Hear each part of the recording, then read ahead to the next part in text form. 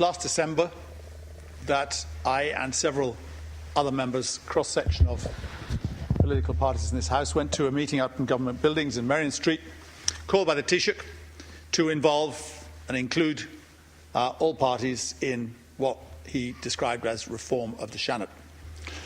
That was a hopeful move, and as far as I remember, I'm open to correction, it was decided that this great reform movement would meet again in February. It's now October, nothing has happened. We were promised that there would be a reform to the university seats at that stage, and no legislation is pending at all. If that is the extent of the government's commitment to Seanad reform, they can forget it. Because the key to that is this.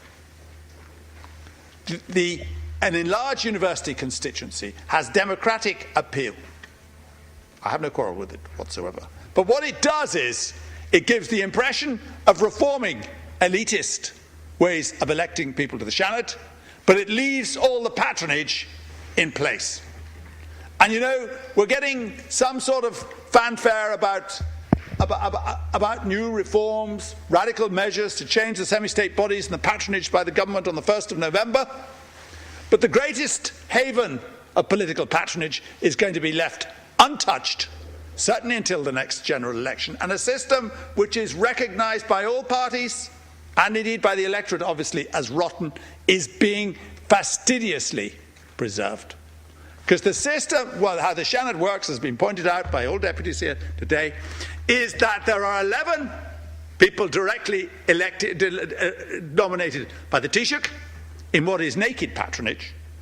That doesn't exclude the fact that there have been some very independent people who turned out to be independent, to the surprise, I suppose, of the Taoiseach of the day, who have been put in those positions. But the 43 people who are the chosen protégés, not just of the Taoiseach of the day, but of the leaders of the other political parties of the day, are going to survive.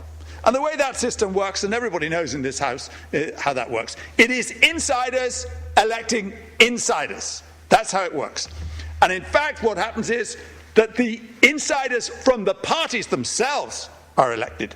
They are basically, what happens is the leadership of the party, the headquarters of the parties, give the signals to the people in this House and to the people outside this House who have elected the councillors that they want those people elected, and not automatically are they elected, but what the result is that the political parties and the leaders of the parties get their own people elected to the Seanad. So it becomes a reward.